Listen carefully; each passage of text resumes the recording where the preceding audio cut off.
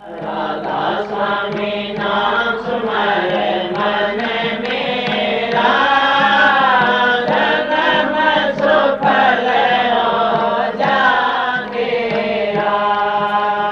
राधा स्वामी नाम सुमरे मन मेरा, जन्म सुफल हो जागेरा।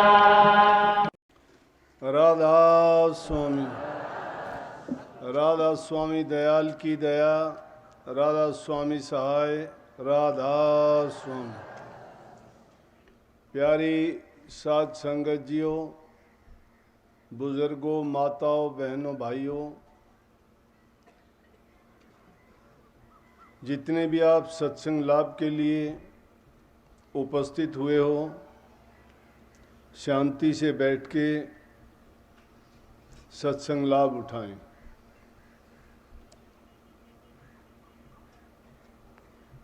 इसी महीने में लगभग 2-4 दिन पहले या बाद में यहाँ अपने कोसली आश्रम के केंद्र पे सत्संग हर साल होता है।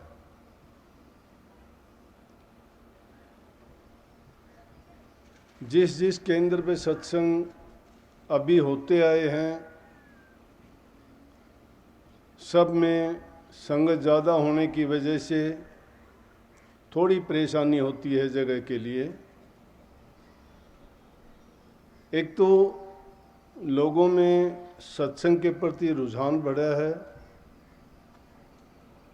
धर्म के प्रति लोगों की आस्था बढ़ी है, क्योंकि इस युग में हर इंसान किसी न किसी रूप से दुखी है और उस दुख का इलाज प्रभु भक्ति के बिना और कहीं नहीं है। लोगों के दिलों में ये विश्वास पूर्ण रूप से जमा हुआ है कि अगर हम प्रभु की भक्ति करेंगे तो हमारे सभी प्रकार से रोग, तकलीफ और परेशानी दूर हो सकती हैं। और निश्चित रूप से इसमें कोई संदेह भी नहीं है। जिन जिन ने प्रभु की भक्ति की, नाम की दीक्षा लेके अपने मन को प्रभु की ओर जिन्होंने लगाया, वो संसार के सब अजाबों से, सब परेशानियों से, सब दुनियावी चीज़ों से उन्होंने छुटकारा पा लिया। उनके मन के अंदर संतोष, शांति स्थापित हुआ और आनंद प्राप्त हुआ, जिसके कारण उन्हें कोई चाह बाकी नहीं संसारी पदार्थों की रही। क्योंकि संसार के पदार्थों को प्राप्त करके आज तक किसी को भी खुशी और आनंद प्राप्त नहीं हुआ। अगर सुख मिलता भी है तो कुछ समय के लिए वो सुख मिलता है, और उस सुख के बाद में क्या होता है, वही सुख दुख में बदल जाता है। बड़े बड़े राजा महाराजा भी जब उन्होंने इस राज को पहचान लिया कि सुख, शांति, खुशहाली संसार के पदार्थों में नहीं परंतु प्रभु की भक्ति में इस चीज़ को आसानी से ग्रहण किया जा सकता है, और उसके लिए कोई पाबंदी भी नहीं है। उसमें न गरीब देखा जाता, न अमीर देखा जाता, न छोटा देखा जाता, न बड़ा देखा जाता, न उसमें कोई जाति का सवाल है और न ही ऊंच नीच का, निर्बल का, बलवान का नहीं है। उसमें कोई भी हो, बल्कि राधा स्वामी मत चलाने वाले स्वामी जी महाराज ने तो इतना खोल के कहा कि संत मत में 8 साल का बच्चा भी कर सकता है और 60 साल का बूढ़ा भी कर सकता है। जिस चीज़ में हमारा कुछ भी नहीं लगता, कुछ भी नहीं लगने का मतलब हम ज़्यादातर उस चीज़ से दुखी होते हैं कि हमारे पास से हमें कुछ देना ना पड़े। अगर जाहिरी तौर से तो देखोगे तो भक्ति के लिए कुछ भी देना नहीं पड़ता, लेकिन ज्यों ज्यों भक्ति की गहराई में उतरोगे तो समझो कि इंसान को अपना सर्वस्व दांव पे लगाना पड़ता है। जब तक हम अपने आप को पूर्ण रूप से भक्ति में लीन नहीं कर देते तब तक नाम का, भक्ति का हमें आनंद नहीं मिलता और संसार के पदार्थों में हमारी वृत्ति वैसे ही लगी रहती है। लेकिन अगर उस भक्ति में छुपे हुए आनंद को, शांति को और सुख को पाना चाहते हो तो कबीर साहब ने तो बहुत ही थोड़े शब्दों में मूल को सुधारने की बात कही है। वो कहते हैं कि अपने मूल को सुधारो, सारे काम सुधरते चले जाएंगे। अगर किसी भी चीज का मूल अगर खराब हो जाता है तो ऊपर उसका पेड़ बढ़ना या पौधा बढ़ना नहीं हम कल्पना कर सकते कि वो अच्छा पेड़ बनेगा। लेकिन जिसका मूल सुधर जाता है उसके बारे में चिंता करने की जरूरत नहीं है कि कोई खराबी होगी। तो कबीर साहब ने उसको किस चीज के लिए कहा, उसमें सारी चीजें आ जाती हैं, कोई बाकी भी नहीं रही। उनमें उन्होंने कहा कि अगर मूल को सुधारना चाहते हो तो कहते काम, क्रोध, मद, लोभ विसारो, शील, संतोष, क्षमा, सत धारो, मद, बांस, मिथ्या को तज डारो। ये है मूल। काम, क्रोध, मद, लोभ विसारो के इन चीजों से आदमी छुट्टी पाओ। काम है, क्रोध है, लोभ है, मोह है, अहंकार है, ये इंसान के लिए कैसे हैं कि इंसान जैसे कोई ऐसा जीव है जिसका ये शिकार करते हैं। वो शिकारी है और हम उसके शिकार हैं। कोई काम के बस में लुटता है, कोई क्रोध के बस में लुट जाता है, कोई लोभ के बस में, कोई मोह के बस में और कोई अहंकार में आके अपना विनाश कर लेता है। और जन्म मरण से छुटकारा पाना तो दूर की बात, बल्कि अपना वासा या तो नरकों में कर लेता है और कोई अगर शुभ कर्मों के कारण इसको इंसान का चोला भी मिलता है तो ये लूला, लंगड़ा, अंधा, कुबड़ा या पागल ऐसा संसार में बन के आता है कि जिसको उठाए उठाए फिरते हैं और उसके पल्ले वही अपनी पाप की पोटली होती है। वो कुछ भी करने लायक उस जन्म में भी नहीं होता। इंसान समझदार है, लेकिन इंसान क्या चाहता है कि उसके सामने वो चीज़ उसी टाइम में तो उसको कुछ मिले तो उसको अच्छा मानता है। इंतज़ार उसके लिए नहीं कर सकता। सबके विचार और ख्यालात एक जैसे नहीं होते। जिसको जिस चीज़ की ज़रूरत होती है वो उसके लिए अपनी भूख, प्यास, आलस सब कुछ त्याग देता है। अपने ना निद्रा की परवाह करता है और ना ही विश्राम करने की ओर उसका ध्यान जाता है, क्योंकि उसकी ज़रूरत है, वो उसकी चाह है, उसको पूरा करना चाहता है।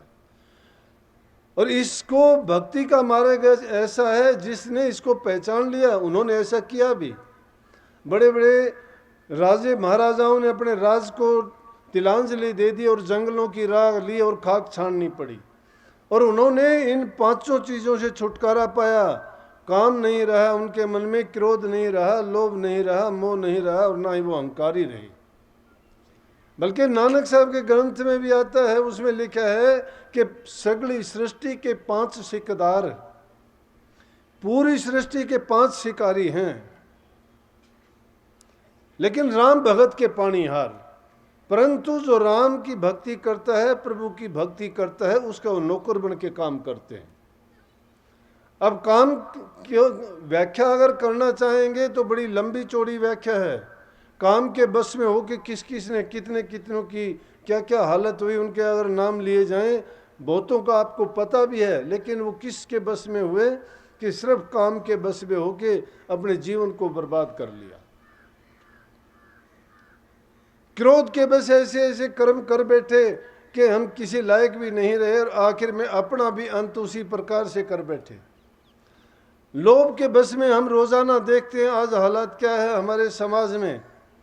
भाई को भाई अच्छा नहीं लगता है, बाप बेटे में लड़ाई होती है, बेटा माँ में होती है, सास बहू में होती है, घरों में प्रेम नहीं है, शांति नहीं है। ऐसे हालात हमारे हैं कि नरकों जैसा तो जीवन अभी भी है। जिनकी पूजा करनी चाहिए थी उनको हम धक्के दे के घर से निकाल देते हैं।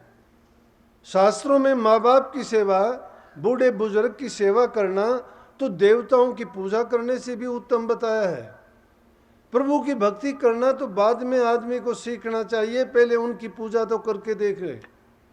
मंदिरों में जाके मूर्तियों पर जल चढ़ाने से, उनका प्रसाद बांटने से, उनको वस्त्र पहनाने से, उनको गहने और मुकुट देने से और वहाँ दान पुण्य करने की बजाय अगर तुम उन देवताओं को खुश करना चाहते हो तो घर में बैठे हुए बुजुर्ग माता पिता की सेवा क्यों नहीं करते?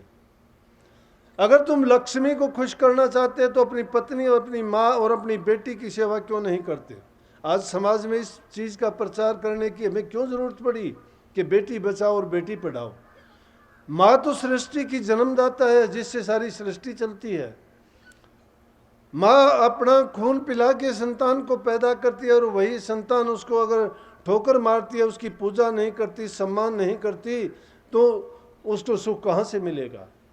और पाप कर्म उसको करने की जरूरत ही नहीं है। कौन सी भक्ति, कौन सी पूजा हम करते हैं? लक्ष्मी की पूजा तुम घर में किया करो। अपने माँ बाप की, पिता की बात छोड़िए, माँ की अगर सेवा करते हो तो समझो कि लक्ष्मी की पूजा कर ली। कागज की बनी हुई मूर्ति, मिट्टी की बनी हुई मूर्ति की पूजा करने की बजाय जिंदा मूर्ति की तो हम ये हालत करते हैं और उन पर सामने जाके दीप जलाते हैं, आरतियां उतारते हैं, फूल चढ़ाते हैं और दान पुण्य भी करते हैं। अगर दान पुण्य करना चाहते हो तो उन माँ बाप की सेवा करो, उनके सामने जाके उनकी आरतियां उतारने की भी जरूरत नहीं है। उनको अपनी जबान से थोड़ा खुश होके बोलो, उनको टाइम पर अच्छा खाना दो, उनके वस्त्र, उनका सेवा शरीर से मन से, उनकी थोड़ी भी अगर सेवा करते हो तो उसी में तो खुश होके हमें ऐसा आशीर्वाद देंगे कि जिसके कारण हमें सारी चीज़ें मिलेंगी, जो भी चीज़ हम मन से चाहेंगे। कल्पवृक्ष उसी को मानो, उसी को कामधेनु गुरु जानो, लेकिन हमारे विचार कभी नहीं बदलते हैं। क्यों नहीं बदलते हैं? कि इन पांचों चीज़ों के हम शिकार हैं। ये चीज़ें मन के गुलाम हैं, मन पांचों के बस पड़े और मन के बस नहीं पांच। जित देखूं तित धो लगिर, जित जाऊं तित आंच। मन इन पांचों के बस में है, लेकिन मन के बस में ये पांचों नहीं है। लेकिन गुरु से जब हम दीक्षा लेते हैं, गुरु के पास जाते हैं और गुरु के बताए हुए मार्ग पर चलते हैं, तो वो उपदेश, वो मंत्र और वो शिक्षा क्या है? गुरु कहता है कि तुम जो गुरु कहता है उस बात को मानते चले जाओगे, तुम्हारी मन की वृत्तियां जो इन चीज़ों में लगी हुई हैं, और जो जो तुम्हें सत्संग के माध्यम से इन चीज़ों के बारे में ज्ञान मिलता चला जाएगा, ये अपने आप उनके बंधन छूटते चले जाएंगे और हमारे हृदय में प्रकाश हो जाएगा, ज्ञान का अंधकार मिट जाएगा। इसीलिए गुरु की आवश्यकता पड़ती है। इसीलिए कहते हैं कि गुरु की शरण में जाओ। गुरु अपने दिल के अंधकार को उसी प्रकार से दूर कर देगा जिस प्रकार से दीपक के जलाने से घर के अंदर अंधियारा दूर हो जाता है। गुरु नाम की ज्योत अगर हृदय में हम जगा लेते हैं तो ये सारे के सारे विषय विकार हृदय के निकल जाते हैं, भाग जाते हैं और हृदय पवित्र हो जाता है। पवित्र हृदय में ही नाम समाता है। इसीलिए उन्होंने इस बात का जोर दिया कि मूल सुधारोगे तभी तो भक्ति के रास्ते पर चलने के लायक बनोगे। लेकिन शिक्षा किसको देनी चाहिए? जो शिक्षा को ग्रहण करने के लिए आता उसको देनी चाहिए। कबीर साहब ने इस बारे में कोई कंजूसी नहीं की, बड़े खुले भाव से और एकदम उन्होंने सटीक बात कही है कि जिसको अगर हम समझे माने तो वो कहते हैं कि ज्ञान किसके लिए है? मूर्खों के लिए ज्ञान नहीं होता। मूर्ख के समझावते ज्ञान गांठ का जा, कोयला न हुसी उजड़ा सोमन साबन ला। ज्ञान मूर्ख को नहीं दिया जाता, कभी सोचते हो? ज्ञान ज्ञानियों को ही दिया जाता है। कबीर साहब कहते ज्ञानी के हम गुरु हैं, अज्ञानी के दास। ये बात मूर्खों को ना समझने की जरूरत है, ना उनको समझाया जा सकता है। अगर उनको कहोगे तो भी वो उसका उल्टा अर्थ लगाएंगे और उल्टा मानेंगे। वो तो कहते हैं कि ज्ञानी के हम गुरु हैं, अज्ञानी के दास। ज्ञानी के गुरु क्यों हैं? कि ज्ञानी ज्ञान की तलाश में आता है। जिसको जिस चीज़ की ज़रूरत है उस चीज़ के लिए वो निकलता है।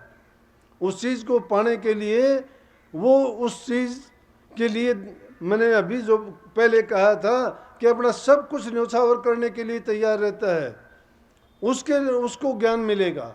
यूं ज्ञान ये ऐसे शीत मीत में नहीं मिलता कि सोचता हूँ उसका दिल ही नहीं लगेगा। अगर उसके विरोधी चीज़ है, वो उन चीज़ों को नहीं चाहता, भूले से वो आ भी जाता है, तो भी उसको विषय विकार की खुजली ऐसी पैदा होगी कि मन उसको नहीं टिकने देगा, नहीं बैठने देगा वहाँ पे, वो उठ के चल देगा। क्यों चल देगा? कि उसको ज़रूरत नहीं है। लेकिन जिसको ज़रूरत है, जिसको चाह है उस चीज़ की, वो उसके लिए इंतज़ार करेगा, कष्ट भी उठाएगा, और आखिर में वो चीज़ लेके जाएगा जो उसको पूरी ज़िंदगी मेहनत करने के बाद में भी नहीं मिलती है। क्योंकि ज्ञान कभी कभी ही आदमी के दिल में सीधा जाके लगता है। ये नहीं कि हम रोज़ाना सुनते रहते हैं, रोज़ाना सत्संग में जाते हैं, रोज़ाना अभ्यास भी करते हैं, लेकिन एक वक्त ऐसा आता है कि जब वो हमारा ज्ञान का प्रकाश होता है तो पर्दा खुल जाता है और हमें सारा हमारे मूर्खता, अज्ञानता या जितना भी अंधकार है हृदय में, वो सब छट जाता है, सब दूर भाग जाता है। इसलिए कही है कि ज्ञानी के गुरु हैं हम, अज्ञानियों के लिए नहीं है। जरूरत किसको थी? जरूरत भिरणी को थी। इतबार किया उसने, इंतजार किया, कोई जल्दबाजी नहीं की, पूरी जिंदगी उसने बिता दी। उसके गुरु मतंग ऋषि थे। मतंग ऋषि ने भिलनी को कहा कि बेटी मैं जाता हूं, लेकिन याद रखना तुझे चिंता करने की जरूरत नहीं, ये आंसू बहाने से नहीं, बल्कि सच्ची बिरह अगर तेरी है तो घबरा ना, मेरे जाने से कुछ नहीं, श्री रामचंद्र जी तेरे पास आएंगे। और पूरी जिंदगी उसने इसी वचन के सहारे निकाल दी कि श्री रामचंद्र जी मेरे घर आएंगे। उसका यही मंत्र था। उसका कोई दूसरा सुमन करने के लिए ना मंत्र था, ना कोई ध्यान था। उसका ध्यान हमेशा इसी बात में लगा रहता था कि मेरे गुरु ने यह आदेश किया है कि वो आएंगे रामचंद्र जी और मेरी कुटिया पे आएंगे।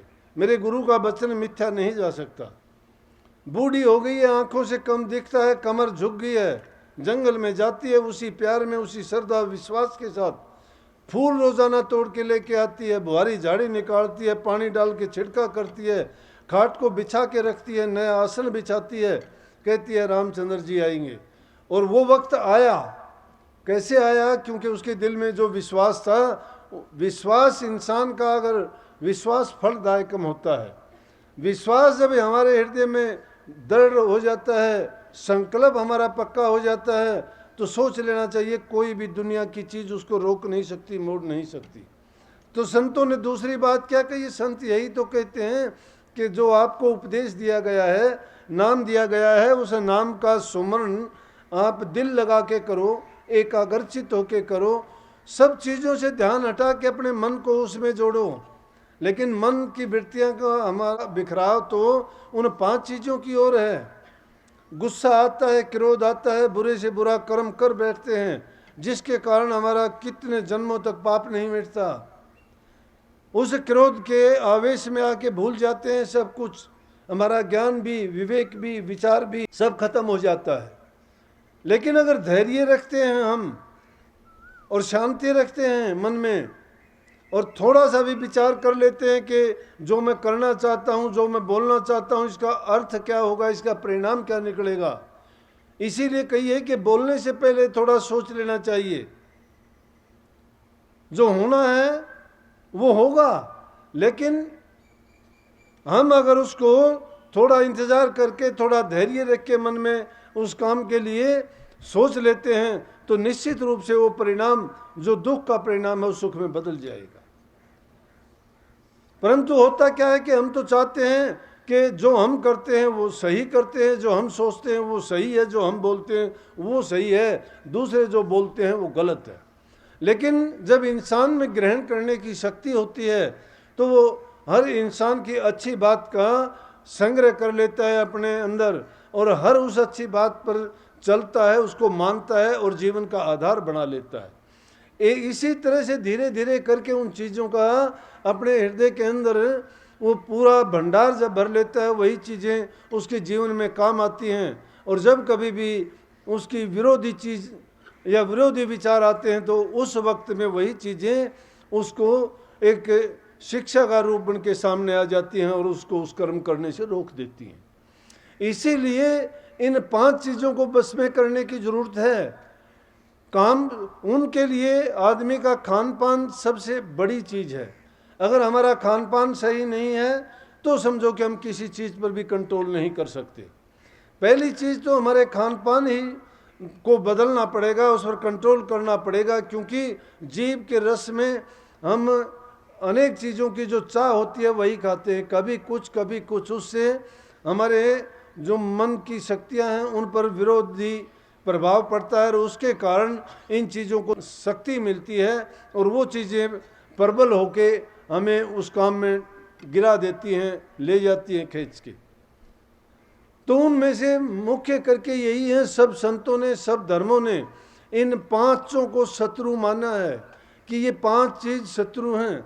हमने भी एक पुस्तक लिखी है, आपने उनमें से पढ़ी हो तो, कि मन ऊत पांच कपूत, कि मन ऊत है और उसके पांच कपूत हैं। सपूत नहीं कहे गए, कपूत कहे गए। कपूत किसको कहते हैं? जो अपने पिता के, घर के, परिवार के, अपनी मर्यादाओं के खिलाफ जो काम करते हो। और मन है, ये क्यों है ऊत कि मन कभी भी अच्छा सोचता ही नहीं है, इसके मन में नए नए संकल्प उठते रहते हैं। ये नहीं कि सब बुरे उठते हैं, अच्छे भी उठते हैं, लेकिन अच्छों की बजाय, क्योंकि हम में काल पुरुष ने नेगेटिव पावर्स को पहले ही एक्टिवेट करके भेजा हुआ है। जो बुराइयां हैं, पाप कर्म हैं, वो हमारे अंदर पहले से ही विद्यमान हैं। अच्छे गुण भी विद्यमान तो हैं, लेकिन वो गुप्त हैं, वो छिपे हुए हैं। उनको क्या करना पड़ेगा? वो प्रकट तभी होंगे जब गुरु की शरण में जाके नाम लेके, नाम का अभ्यास करेंगे, ध्यान करेंगे, तभी उनको शक्ति मिलेगी, तब वो एक्टिवेट होंगे। जब तक वो एक्टिवेट नहीं होते हैं तब तक ये अपना काम करते रहते हैं। उनको नेगेटिव पावर्स बोलते हैं, नकारात्मक शक्तियां हैं। वो नकारात्मक शक्तियां हमेशा गलत काम या उल्टे सीधे काम करवाएंगी। अब उन्होंने कहा कि काम, क्रोध, मद, लोभ, विसारो, शील, संतोष, क्षमा, सत्य धारो, इनमें सभी चीजें आ जाती हैं। उनमें शील स्वभाव होना चाहिए। अगर कोई बुरा कह भी देता है तो उसको क्षमा कर देना चाहिए। मैं छोटी सी बात बताया करता हूँ कि कोई भी चीज़ अगर बढ़ाना चाहोगे, कितनी भी बढ़ाओ, एक चीज़ कोई कहेगा, तुम दो कहोगे, वो चार से 8, वो बढ़ती चली जाएगी बुराई, और उसमें पूरी की पूरा ऐसा हो जाएगा कि आदमी लड़ने, कटने, मरने पे तैयार हो जाएगा। लेकिन अगर शील स्वभाव है, शीलता से काम लेते हो, धैर्य मन में रखते हो, तो कोई बात नहीं, उस बात को अगर वहीं छोड़ देते हो वहीं खत्म हो जाएगी। कितनी बार अगला कहेगा कहने वाला। एक तरफ से अगर शांति हो जाती है तो दूसरी तरफ से कभी तो वो सोचेगा कि तुम क्यों इसको बेकार में कहता है, जब ये कुछ तेरे को कहता ही नहीं है कुछ भी। वहीं पे बात खत्म हो जाएगी। और दूसरी बात है क्षमा की। क्षमा करना ये है कि अगर तुम्हारे साथ कोई दूसरा आदमी कह देता है, कुछ बुरा कर देता है, या कोई उससे गलती में हो जाता है, तो उसको क्षमा कर देना चाहिए। क्योंकि जो बात हो चुकी है वो वापस मुड़ के नहीं आने वाली, उसको ठीक नहीं होने वाली है।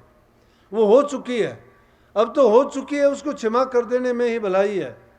अगर उसको क्षमा कर देते हो, दूसरा अगर बुरा कर देता है तो क्षमा करो, और अगर तुम्हारे से गलती होता है तो उसी समय क्षमा मांग लो उससे, बात खत्म हो जाएगी। तो शील, क्षमा। तीसरी चीज है संतोष की। जिस आदमी के दिल में संतोष है, उसका, मैं कहता हूँ, उस जैसा धनाढ्य और धनी नहीं है कोई भी। उसको ना धन की जरूरत है, ना उसको किसी ऊंचे ओहदे और पद की जरूरत है, ना उसको इज्जत, सम्मान, मान की जरूरत है। उसके दिल में अगर संतोष है, धैर्य है, उसके पास सब कुछ है। संतोषी इंसान हमेशा सुखी रहता है। जिसकी चाह गई, चिंता मिटी, मनवा बेपरवाह, जिनको कछु न चाहिए वो सहन के साथ, वो शहंशाहों के शहंशाह बन जाते हैं। और रही सत्य को धारणा, सत्य का मतलब सत्य में सब कुछ आ जाता है। झूठ, कपट, बेईमानी, सारी की सारी जो चीज़ें हमारे अंदर समाई हुई हैं, एक नहीं, बड़े छोटे से बात से ही शुरुआत हो जाती है उनकी, लेकिन उनको हम मानते ही नहीं हैं। हम क्यों नहीं मानते? हमारा उन और ध्यान नहीं जाता। जब रोज़मर्रा के जीवन में कोई बात हम शामिल कर लेते हैं तो हमारे जीवन का अंग बन जाता है, और उसमें हम कभी ये देख नहीं पाते कि ये हमने गलती की है या नहीं की है। लेकिन अगर हम गौर करें, ध्यान करें और निष्पक्ष होकर किसी बात को विचार करें तो हम पाएंगे कि बहुत सी बातों में हमारी खुद की गलती होती है, लेकिन उस खुद की गलती को हम मानना स्वीकार नहीं करते। दूसरा अगर कहता भी है तो भी हम उसको स्वीकार करने में बहुत वो करते हैं, संकोच करते हैं कि इसमें मेरी बेइज्जती होती है या इसमें अच्छी बात नहीं है कि मैं क्यों मानूं इस बात को। लेकिन जिन्होंने मानी है वो बड़े कहलाते हैं। क्यों? खोद खाद धरती सह, काट बाट बन रहा, कटु वचन सज्जन शहर और सी सया न जा। जिस प्रकार से धरती माता को कितनी खोदो, कितनी पाड़ो, कितना उथल पुथल करो, ये कभी कुछ नहीं कहती। खोद खाद धरती, इस जैसी सहनशीलता होनी चाहिए। और काट बाट बन रहा, बन के पेड़ों को किसी तरह से काटते रहते, उतने उगते रहते हैं, फूटते रहते हैं और पैदा हो जाते हैं। हम लगाते नहीं हैं, अपने आप पैदा हो जाते हैं।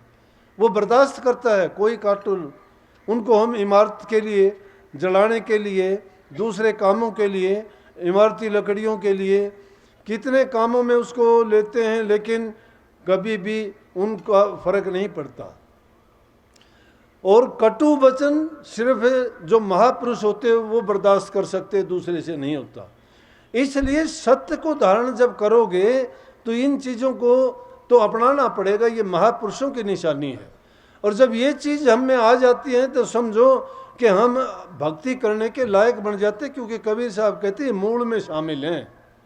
और आगे कहा कि मदमास मिथ्या को तजदारो, जो मदमास जीव हिंसा है उसको तुम झूठ करके मानो, उनको छोड़ दो। वो चीज़ें इतनी बेकार की चीज़ हैं कि इंसान के जीवन को बर्बाद करती है। कैसी कैसी बर्बादी करती हैं कि हर प्रकार से एक चीज़, नशा कोई भी हो, उस नशे को लो, पहली बर्बादी हमारे शरीर की होगी। शरीर की बर्बादी, उसमें दुर्बलता लाएगी, कमजोरी लेके आएगी। दूसरी बर्बादी धन की होगी। तीसरी हमारी बुद्धि को हर लेगी, हमें कोई ज्ञान विवेक नहीं रहेगा, किसी के सामने कुछ भी कह देंगे। वो हमें लालची बना देगा, झूठा बना देगा, चोर हमें बना देगा, क्योंकि ज़रूरत पड़ेगी उसके लिए, पैसे की ज़रूरत पड़ेगी। पैसा नहीं होगा, काम नहीं करते हम, काम चोर हो जाएंगे। तो निर्बल भी बना दिया, दुर्बल भी बना दिया और अबल भी बना दिया हमें, तीनों प्रकार से, शारीरिक रूप से भी, मानसिक रूप से भी, आत्मिक रूप से भी, और संसार के पदार्थ की ओर से भी, धन की तरफ से। धन की बर्बादी ये करती है, शरीर की बर्बादी ये करती है, घर परिवार में झगड़ा फसाद सब कुछ वो करवाती है, चोर चुगल झूठा हमें बनाती है, खोटे मंदे सारे कर्म नशा करवाता है, और फिर मरने के बाद में हमें नरकों में लेके जाता है। पूरी जिंदगी नहीं जी सकता ऐसा करने वाला इंसान। रोज़ाना हम देखते हैं किसी का कुछ हो गया, किसी का कुछ हो गया, लेकिन फिर भी वो उन बुरी आदतों से बाज नहीं आते। इसलिए कबीर साहब ने कहा ये मद्यपान है, ये सबसे बुरा है। मांस भक्षण है, आज किसी का मांस खाते हो, प्रकृति का नियम है कि आज तुम किसी का मांस खाओगे, कल को वो तुम्हारा खाएगा, क्योंकि अदले का बदला है, जो जैसा करेगा उसको वैसा भरना भी पड़ेगा।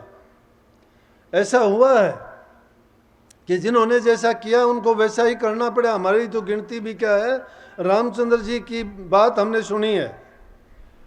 श्री रामचंद्र जी ने बाली को छिप के तीर मारा था, और अगले जन्म में वही रामचंद्र जी कृष्ण बन के आए, और बाली था वो बाली भील बन के आया, उसने भी श्री कृष्ण जी को तीर मारा और उन्होंने बदला लिया। तो जब कोई भी कर्म करते हैं उसका हमें बदला चुकाना पड़ता है। अगर आज हम मुर्गे मारते हैं, बकरे मारते हैं, दूसरे जीवों की हिंसा करते हैं, अंडे खाते हैं, बहाने बनाते हैं, कहते हैं कि अंडे में तो जीव नहीं होता, ये तो वैसे ही बना लिए जाते हैं, वैसे बना लिए जाते हैं। तो मैं तो एक बात कहा करता हूँ, पहले भी मैंने कही है कि उन अंडों को खेत में, ज़मीन में बो देना चाहिए, और ज़मीन में अगर वो पैदा होने हों तो सारा परिवार खाया करो, एक आदमी क्यों। जो मुर्गी के पेट से निकल के आता है वो अंडा, ये कभी हो सकता है कि उसमें जीव नहीं है। और उसमें क्या खूबी है, किस लिए खाते हो? बहाने बनाते हो। शरीर को तंदुरुस्त रखने के लिए तो सात्विक भोजन बताया है। हमारे ग्रंथों को देखो, मनीषियों के लेख देखो, ऋषियों के, वेदों के जो ग्रंथ भरे पड़े हैं, उनमें कहीं भी नहीं लिखा कि तुम मांस मिट्टी खाओ, अंडे खाओ। किसने खाए ये अंडे? राक्षस बुद्धि के इंसान खाते हैं। राक्षस बुद्धि के नहीं, अच्छी बुद्धि वाले भी खाने वाले राक्षस बन जाते हैं। तो आज किसी जीव को हम मारते हैं तो कल को वही जीव हमारा मांस भी खाएगा। इसलिए इस चीज से भी बचो। इन सारी चीजों से बचने के बाद में वो कहते हैं कि पहले मूल सुधार कार्य हो सारा है, कि इन चीजों को जब तुम विसार दोगे, काम क्रोध लोभ मोह को विसार दोगे, शील संतोष क्षमा सत्य धार लोगे, मद मास को मिथ्या कर दोगे, ये मूल हैं भक्ति के। इस मूल को पहले सुधारो, फिर देखो गुलजारा हर कर नैनो दीदार महल में प्यारा है। दीदार करना चाहते हो परमात्मा के, बाहर खोजने की जरूरत नहीं, हमारे अंदर में बैठा हुआ है, वो इस महल के अंदर है। लेकिन कौन पाएगा? जो इन चीज़ों को विसार देगा, इस मूल को सुधार लेगा, उसको दर्शन होते हुए कोई देर ही नहीं लगेगी, उसका समझो आधा काम पूरा हो जाता है। भक्ति करना बड़ा सुगम हो जाता है, उसके लिए कठिन नहीं रहता। परंतु हम क्या करते हैं कि हम इन बातों की ओर ना तो गौर करते हैं और ना ही अपना मन उसमें लगाते हैं और ना ही अपनी मेहनत करना जानते हैं। जब तक इंसान कुछ भी नहीं करता, मेहनत नहीं करता, उसको कुछ नहीं मिलता। ध्यान लगाने की बात है, मन को ही टिकाना पड़ेगा। मन ही सबसे बड़ा शत्रु है। मन को जब अंदर में तुम टिकाओगे, नाम में लगेगा, धीरे धीरे करके ध्यान में लगाओगे, तो इसकी मन की वृत्तियां एकाग्र हो जाएंगी। जब ये एकाग्र हो जाएंगी तो ये बाहर के दरवाजों में नहीं, बल्कि अंदर में जो गुप्त रास्ता है उस पर चलेगा, और इसको अंदर को जब आनंद आना शुरू हो जाएगा, फिर बाहर के रसों में नहीं भटकेगा। इंद्रिय रस तो क्षणिक सुख है, उनमें तो थोड़े समय के लिए आनंद मिलता है, उसके बाद में दुख में बदलता है। लेकिन जब वो रस पा जाता है तो इंसान को ये रस अच्छा ही नहीं लगता। लेकिन जब तक इस रस का पान करता है, उस रस के लिए नज़दीक नहीं जाता। इसलिए कहिए कि वो रस पावा तो ई रस नहीं भावा। जब उस रस में हमारा मन लग जाता है, हमारी वृत्ति जुड़ जाती है, तो वो रस हमें अच्छा नहीं लगता है। संसार का रस, ये जगत नशा खारा लगना लगता है और ब्रह्म नशा फिर प्यारा लगने लगता है। उस ब्रह्म नशे का जब पान हो जाता है तो उसका नशा जिंदगी भर नहीं उतरता। ये नशा तो शाम को पीते हो, सुबह को उतर जाता है। सुबह को भी फिर क्या करते हैं, दोबारा उतारा करना पड़ता है। शराबी लोग एक बात कहते हैं, सुनी मैंने एक दिन एक बात, कोई मिल गया रास्ते में, मैं बोला अरे ये क्या, ये ऐसे कैसे कर रहा था? बोला जी उतारा कर रखा है। माँ उतारा क्या होता है? बोला शाम को शराब पी थी, फिर महा। बोला सुबह जब वो उतर जाती है तो जी घबराता है, अच्छा नहीं लगता, फिर सुबह एक दो पेग और ले लें तो उसको उतारा बोलते हैं। तो फिर उनको उतारा करना पड़ता है, नहीं वो अच्छा नहीं लगता है। बल्कि जब बाबर ने नानक साहब को कैद में बंद कर दिया और एक रात उसके साथ जगत भगत का बैर है, हमेशा से ये बातें होती आई हैं, और बाबर बादशाह नानक साहब के पास जाके कहने लगे कि किस चक्कर में पड़ा हुआ है, क्या है भक्ति, क्या है परमात्मा, क्यों बेकार में अपने शरीर को दुख देते हो, क्यों नहीं अच्छे खाने खाते, क्यों नहीं दुनिया के रंग रासों में मज़े लेते? ये हमारे लिए तो बने हैं, और किसके लिए बने हैं? जिन चीज़ों में रस आता है, आनंद आता है, उन चीज़ों को त्याग दिया। बाबर ने शराब पी रखी है, बोला कि देखो ये इस थोड़ी शराब पी के देख, विचार तेरे बदल जाएंगे, मस्त हो जाएगा, तेरे ख्याल ही दूसरे हो जाएंगे। बाबर की ये बातें सुन के नानक साहब हंसे और हंस के कहने लगे कि बाबर प्याला शराब का उतर जाए, पर भात नाम खुमारी नान कर चढ़ी रहे दिन रात। बोला तू हमें क्या नशा करवाएगा, क्या तू इसकी खुमारी बताता है? ये तो शाम को पीता है, सुबह को बुरी हालत मिलेगी। अपनी शक्ल देखना दर्पण में, सुबह जब उठता है शराब पी के सोएगा, सुबह को देखना तेरा क्या हालत होगी। लेकिन हम उस चीज़ का नशा करते हैं जिसका पान करने के बाद में सारी जिंदगी उसकी खुमारी नहीं उतरती।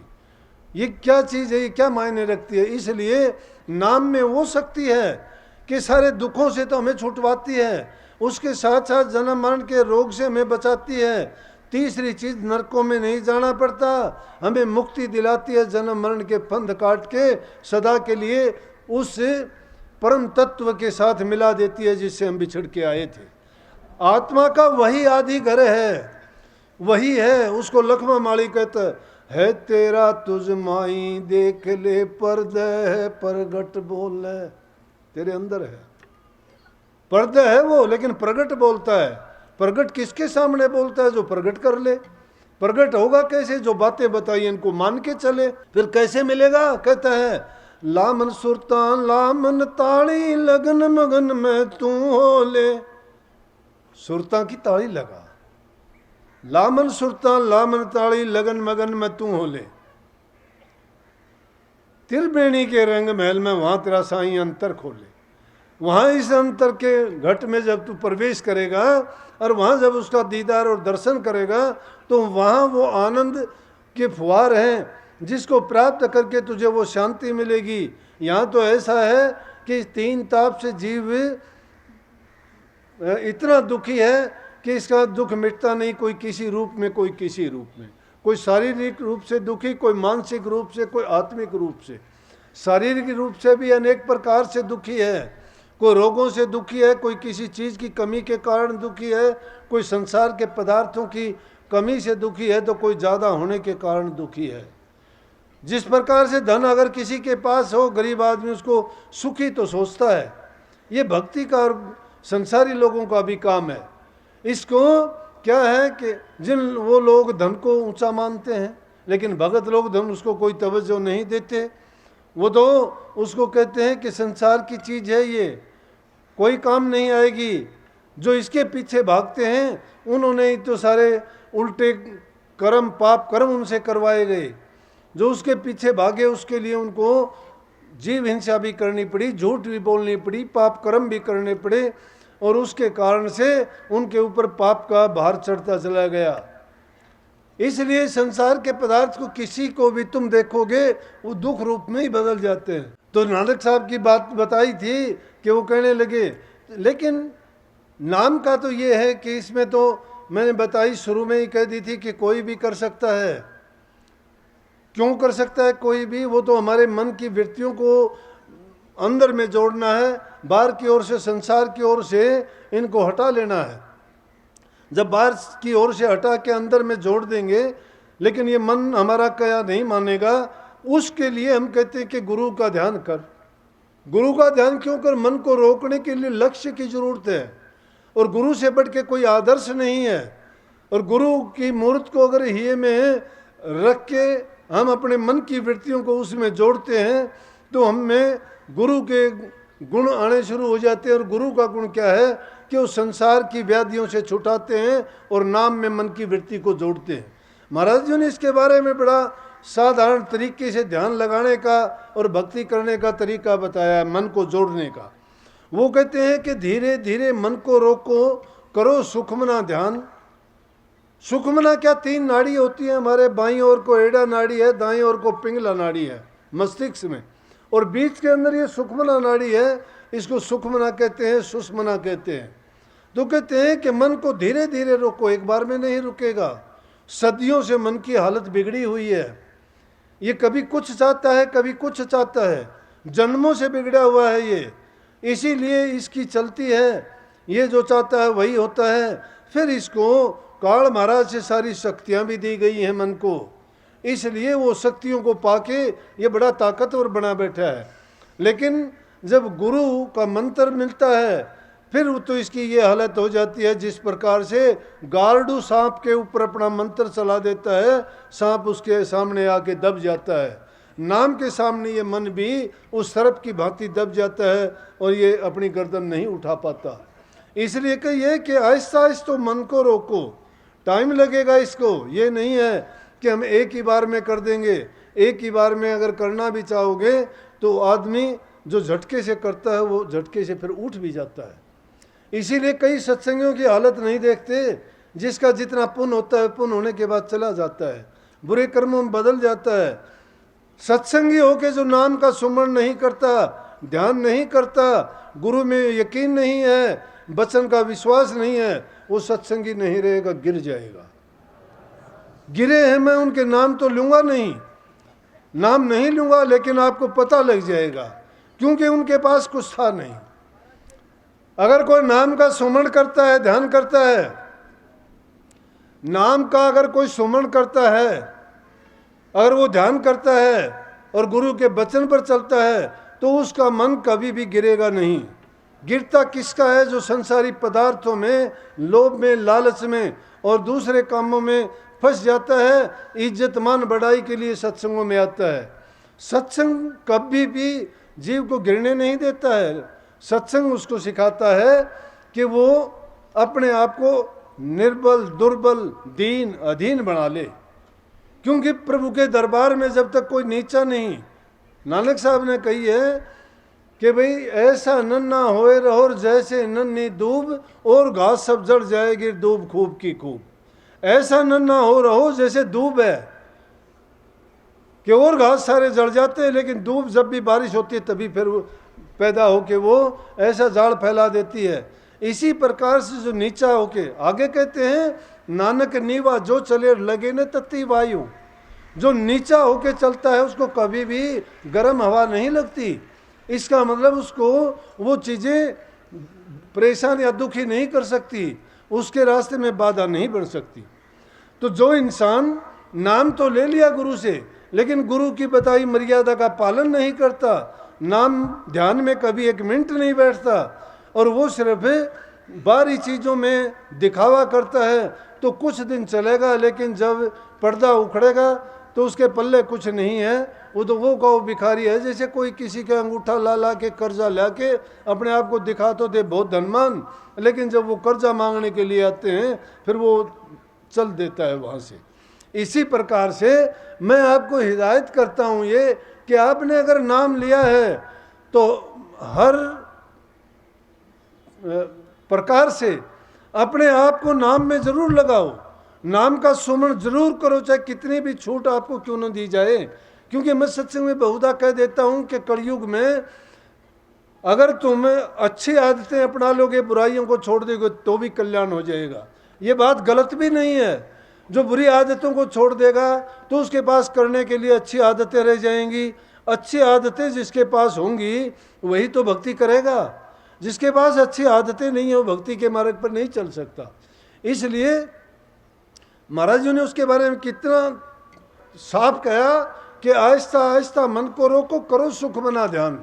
ध्यान कहाँ लगेगा? सुख मन में। सुख मन क्यों है? बीच की नाड़ी है उसमें। क्यों लगाएं उसके अंदर ध्यान और कहीं ध्यान लगाने? क्योंकि वो गुप्त गली है जो प्रभु की ओर लेके जाती है, और कोई रास्ता है ही नहीं। 9 दरवाजे जो शरीर में लगे हुए संसार की ओर बाहर लेके जाते हैं हमें, लेकिन वो गुप्त गली में अगर हम प्रवेश करेंगे, वो 10वां रास्ता है, वो सतगुरु की ओर, हमारे आदि घर की ओर लेके जाएगा। तो इसलिए उस सुखमन में गुरु के रूप को बना के जब अपनी मन की वृत्तियों को उसमें जोड़ के नाम का सुमन करेंगे, धीरे धीरे करके जब प्रकाश रूप में, नूरी गुरु के रूप में सतगुरु प्रकट हो जाएगा, और हमें ऊपर जब आध्यात्मिक मंडलों में हमारी चढ़ाई शुरू हो जाएगी, तो एक दिन हम मंजिल को प्राप्त कर लेंगे। तो आगे कहा कि धीरे धीरे मन को रोको, करो सुख बना ध्यान, मन की वृत्ति करो एकाग्र, सूरज चढ़े आसमान, जाप जपा घट में होता, अनहद की वहाँ होती तान। ये 3 चीजें जाप जपा हो जाएगा, और शब्द की धुनकार जो है वो अजपा क्या, वो अनहद की धुन तुम्हें हमेशा के लिए सुनती रहेगी। जाप का जब तक आप नाम का सुमरण करोगे, वो जबानी रूप से करोगे, उसमें जीव कंठ की भी जरूरत पड़ती है। अगर जबान हम बाहर नहीं निकालते तो भी, अगर मन में भी जाप करते हो नाम का, तो भी अंदर में वो काम करती हैं। ये जाप है।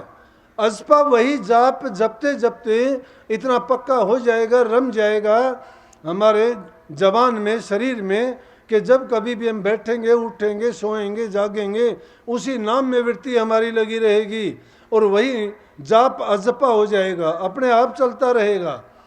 लेकिन वही अजपा जाप फिर अनहद में कैसे बदल जाएगा? वो रुकता ही नहीं है। किसी भी अवस्था में होगे तुम चाहे काम करते रहोगे, कुछ भी काम करोगे, वही अनहद की आवाज़, वही धुन, वही आपके चलती रहेगी।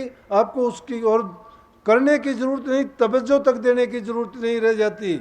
लेकिन कबीर साहब ने इन तीनों को भी मिथ्या कह के क्या कही है। संतों का रास्ता ये है, ये कोई पाखंड नहीं है कि लोगों को इकट्ठा करके उनको बेवकूफ़ बना जाए। ये वो आध्यात्मिक ज्ञान है जो जिस अपने मन को इसमें अगर जोड़ देता है तो इसी जीवन में उसका निश्चित रूप से कल्याण हो जाता है। वो जीवित मुक्ति पा लेता है और जीवित मुक्ति का ये रास्ता है। तो उसमें कबीर साहब ने क्या कही? कबीर साहब तो कहते हैं जाप मरे, अजपा मरे और अनहद भी मर जा। ये तीनों अवस्थाएं बता दी उनने कि जाप भी खत्म हो जाता है, अजपा भी खत्म हो जाता है और अनहद भी नीचे रह जाता है। लेकिन सूरत जब तक शब्द में नहीं समाती है तब तक समझो कि जीव का कल्याण नहीं हुआ है। इसलिए ये संत मत वो शिक्षा देता है कि जिसके कारण हम इसी जीवन में सब कुछ करके देखते हैं, वो पाते हैं। इसीलिए तो इसको कहा कि ये करनी का भेद है, नहीं बुद्धि विचार। जो बुद्धि की तराजू पर तोलना चाहते हैं उनका हमारे पास इलाज नहीं है। कोई तर्क वितर्क करना चाहता है, हम शास्त्र के ज्ञाता नहीं हैं।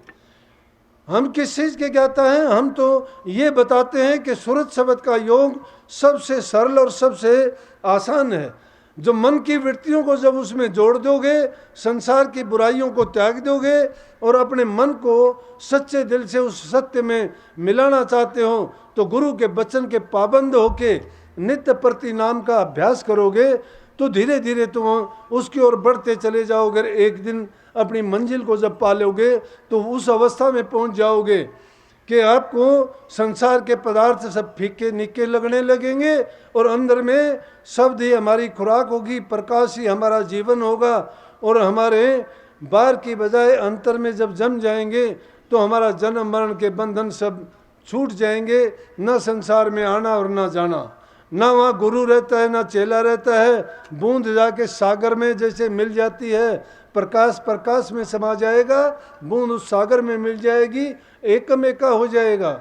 ना वहाँ गरीब ना अमीर, ना छोटा ना बड़ा, ना दुख ना सुख, वो उस आनंद की अवस्था है।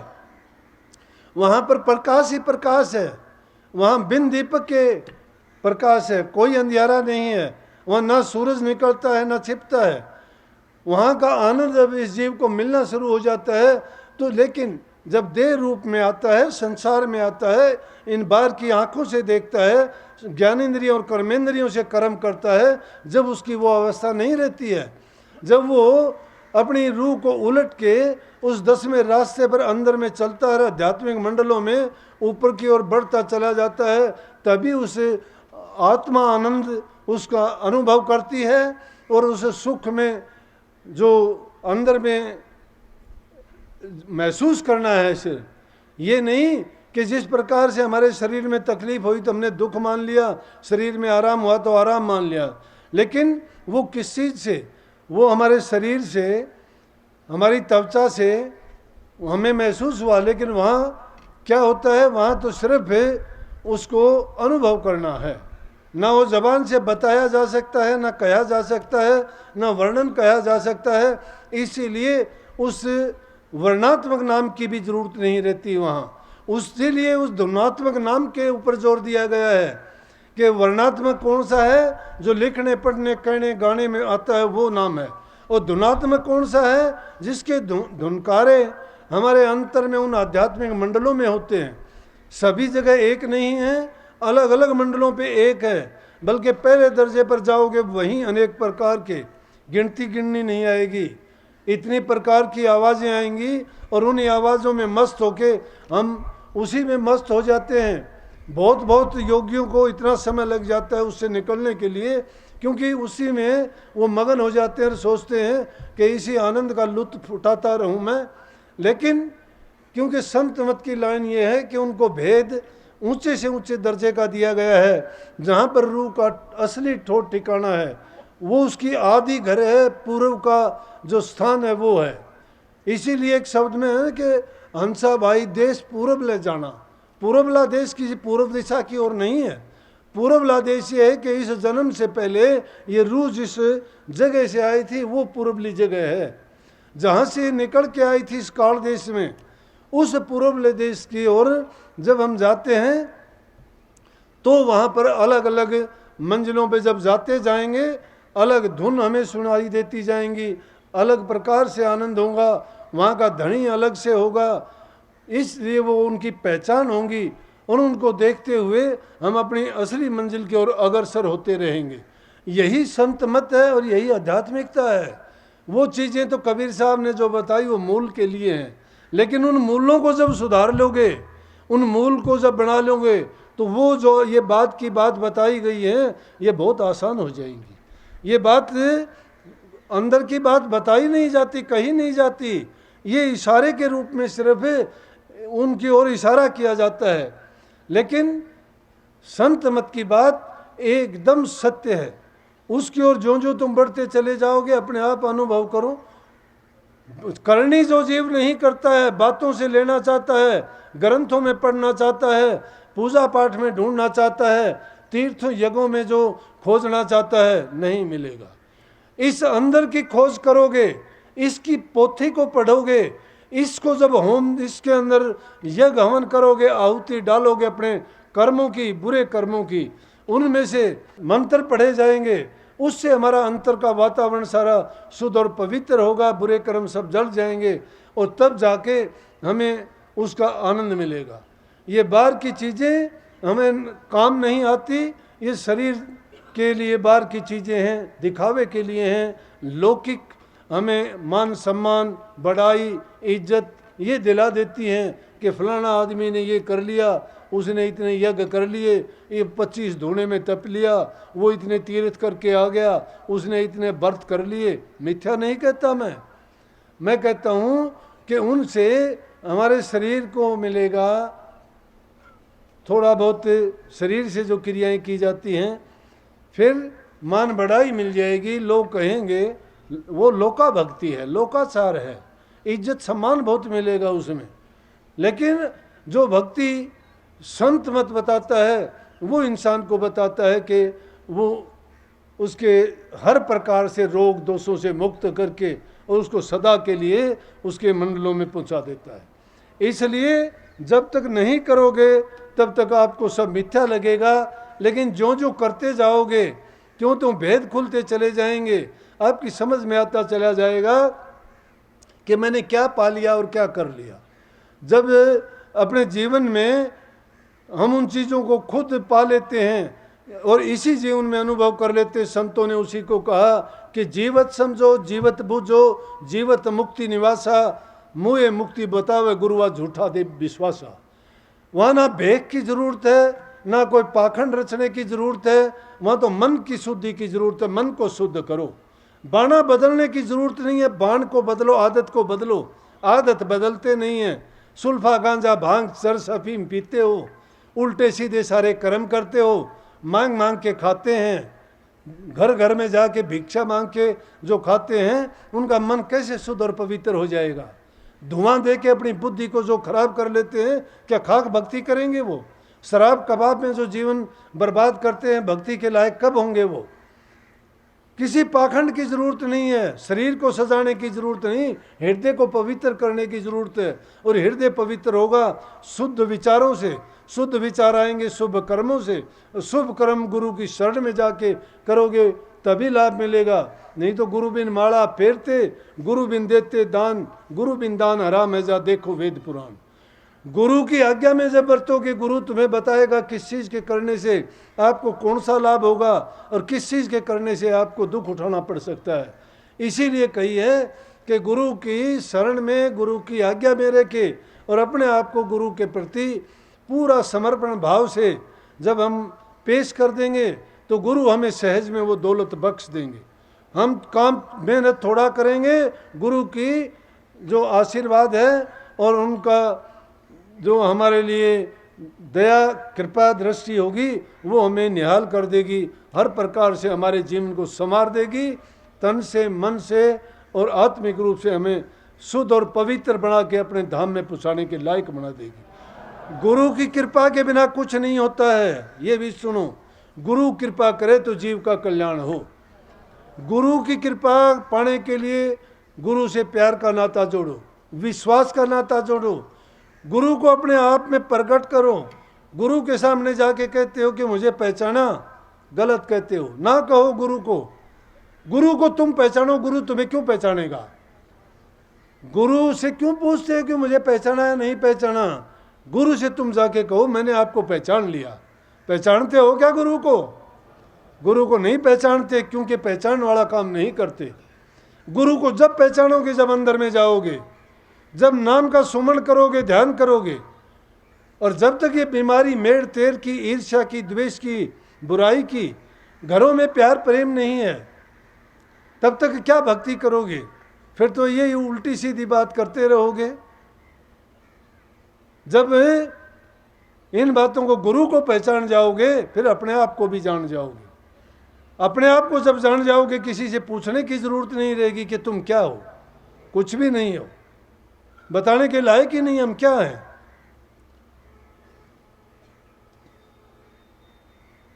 इसलिए अपने आप को इस लायक बनाओ कि हम उस भक्ति के पथ पर चल सके। उसके लिए है घरों में प्यार प्रेम रखना, खान पान शुद्ध रखना, अच्छी संगति करना। मूर्ख आदमी को तो शिक्षा देना भी गलत है। छोटे बच्चे थे जब कहानी सुना करते बूढ़े दादा दूदियों से, वो सुनाया करती शाम के टाइम। वो मनोरंजन था और नींद के लिए वो घूटी थी। वो नहीं सुनते तब तक नींद नहीं आती, सुनते थे तो शिक्षा भी मिलती थी। शिक्षा क्या थी कि बरसात का मौसम, बरसात होने लग रही, इंसान अपने घर में बैठा है, मकान बना रखा है, वर्षों की मेहनत के बाद में। इंसान भी कभी पाषाण युग में जानवर जैसा था, ज्ञान नहीं था, समझ नहीं थी, बिजली गिरती थी डरता था, जंगल में, बरसात में, तूफान में, आंधी में घूमता रहता था। ऐसे ही कपड़े वस्त्र नहीं पहनता था, सर्दी गर्मी से मर जाता था, जंगली जानवर खा जाते थे, सुरक्षा का कोई काम नहीं था। आग की खोज हुई, अलग अलग खोज होती गई, पत्थरों के औजार बनाए, सर्दी गर्मी से बचने के लिए मकान बना लिए, अग्नि की खोज करके मांस अनाज को पका के खाने लग गया। समझ आ गई इंसान को, मेहनत करी इंसान ने। मेहनत करने वाला सब कुछ पा लेता है। आज आकाश में उड़ता है, पाताल में जाता है, पानी के समुद्र में नीचे चला जाता है, सब पर शासन करता है। क्या आकाश, क्या पाताल, क्या जल, किसके कारण? मेहनत करी इंसान ने। वो जमाना था इंसान ने मकान बनाया, अपनी मेहनत से कोई काम करके बैठता है इंसान, सोचता है पल भर के लिए बड़ी खुशी मिलती है। इन हाथों से कमा के खाते हो, तुम्हारे कमाए हुए में जब तुम किसी चीज़ को लेके पहली बार जब खाते हो और ये महसूस करते हो कि ओह ये चीज़ मेरे खेत में पैदा हुई है, ये मैं मेरी तनख्वाह से लेके आया हूँ, ये मैंने मजदूरी करके ये चीज़ प्राप्त की है, देखना जब वो चीज़ का प्रयोग करोगे आपको कितना आनंद आएगा। इसी प्रकार से इंसान ने घर बना रखा। घर बहुतों ने बना रखे थे, लेकिन वो छांव में बैठा है, बारिश तेज पड़ रही है जोर से, और देखता है एक सामने पेड़ पे बंदर बैठा है। बंदर बारिश में भीग रहा है। एक छोटा सा पक्षी जिसको बैया बोलते हैं, बैया चिड़िया होती है छोटी सी, इतनी सी, बहुत सुंदर मकान बनाता है वो, छोटे छोटे घास के तिनके जोड़ जोड़ के, कारीगर भी नहीं बना सकता, और बनाए तो उसको पता नहीं कितने दिन लगेंगे, सुई तागों से भी जोड़ के नहीं बना सकते, और सिर्फ वो उनसे अपनी चोंच से ऐसा सुंदर बनाता है बैठने का। तो क्या देखता है कि वो भैया उसमें बैठा हुआ है, इंसान घर में बैठा है, बंदर भीग रहा है। तुलना करी भैया ने कि देखो इंसान की भी सारी वही चीज़ें हैं, हाथ पैर सिर बुद्धि आँख कान नाक, और इसके भी सारे इंसान जैसे हैं औजार, तो सारे इसके अंग तो इंसान जैसे हैं, लेकिन फिर भी देखो ये तो कितने सुंदर घर में बैठा हुआ है, ना बारिश में भीग रहा, ना बिजली का डर है, आराम से बैठा है, आनंद उठा रहा है बारिश का। और ये पागल बारिश में भीग रहा है और काँप रहा है। जब बंदर को कांपते हुए देखा तो भैया कहने लगा, हाथ तेरे पाँव तेरे, मानस जैसी दे, मैं तेन कहूँ बांध रहा घर क्यों न कर ले।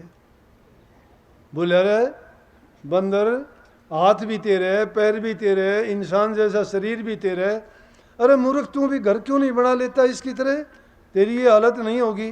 तो मैंने कही थी ना, ज्ञान उसको दीजिए जिसको ज्ञान सुहा। जिन्हें ज्ञान अच्छा लगे ज्ञान उसी को देना चाहिए। जिसको अच्छा नहीं लगता उसके सामने ज्ञान की गठड़ी ना खोलो, उसके सामने तो मूर्ख बात करोगे तो अच्छे रहोगे। तो क्या हुआ, बंदर को बात अच्छी नहीं लगी, शिक्षा थी, बंदर को शिक्षा लेनी चाहिए थी कि भाई बात सच्ची है, मैं किस रूप में कम हूँ, मैं भी ऐसा ही हूँ कि ये तो कितना आनंद से बैठा है, तेरे से भैया भी अच्छा है, ये भी घर में बैठा है। लेकिन उसको अच्छा नहीं लिया, उसने बुरा माना और गुस्से में आके भाग के गया और भैया का वो जो घोंसला था उसको झटके मार के तोड़ ताड़ के फेंक दिया। गुस्से में आके तोड़ के फेंक दिया। जिद भैया कहने लगा, बोला सीख उसको दीजिए जिसको सीख सुहा, सीख दी थी बांदरन और घर भैये का जा। तो भाई सीख उसको देनी चाहिए जिसको सीख अच्छी लगती है। जिस इंसान को सीख अच्छी नहीं लगती उसको सीख नहीं देनी चाहिए, नहीं तो उसके घर को वैसे ही उजाड़ देगा वो। तो इसलिए हर एक के लिए ज्ञान नहीं है, ज्ञान ज्ञानियों के लिए है, ज्ञान जिज्ञासुओं के लिए है, ज्ञान श्रद्धावान आदमियों के लिए है। और जिनको वो ज्ञान मिल जाता है वो तो अपने आप को माला माल मानते हैं, और मूर्ख आदमी सोचता है कि कुछ नहीं हुआ भाई, कुछ नहीं, कोई कथा कही ने, कोई वार्ता आई ने, कोई गाना आया ने, कोई भजन आया ने, बस न्यू बात वो हमारी समझ से, वो समझ में नहीं आती ऐसी बातें। क्यों आएंगी वो बातें समझ में? क्योंकि उनकी वृत्ति उस ओर नहीं है, जिनकी वृत्ति संसार की चीज़ों में है। स्वामी जी महाराज ने इसीलिए कही कि उनके लिए नहीं उपदेश हमारा जिनको जगत कामना मारा।